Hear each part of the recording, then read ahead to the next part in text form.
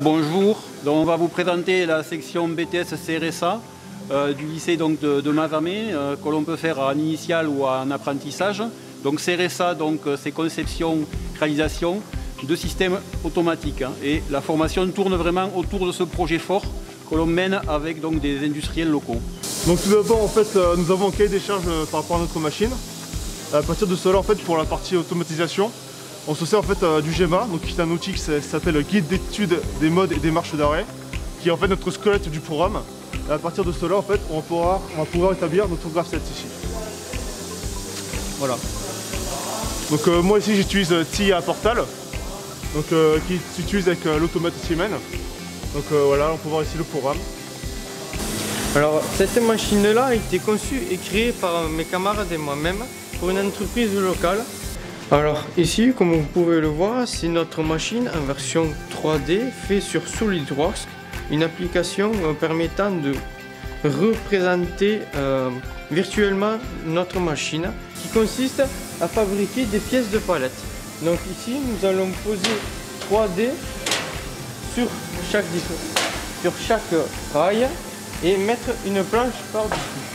Et après cela, nous pouvons lancer le cycle qui consiste à amener les planches et les dés jusqu'à cette barrière. Cette cloueuse va les clouer là-dedans. Après, ça va aller de l'autre côté. Et c'est mon camarade qui est ici qui va aller récupérer les planches et les dés et qui va me les rendre pour que je puisse refaire un autre cycle. Et donc bonjour, moi je suis en première année. Je rénove une machine qui est donc fait pour les cuisines de notre établissement. Donc c'est une découpeuse à pizza. Donc là bien évidemment on a enlevé la lame pour pas pouvoir se faire mal.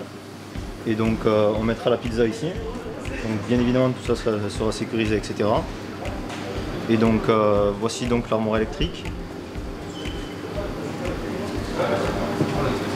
Donc là on peut voir les différents composants. Donc on utilise ce qu'on appelle des cartes d'axe pour pouvoir contrôler les moteurs qui sont des moteurs pas à pas.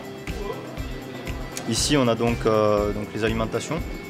Vu que les cartes d'axe ils sont très puissantes, ils doivent utiliser du 48 volts, donc qui sort de celle-là et donc qui est distribué dans les disjoncteurs ici, dans les contacteurs et donc dans les cartes d'axe.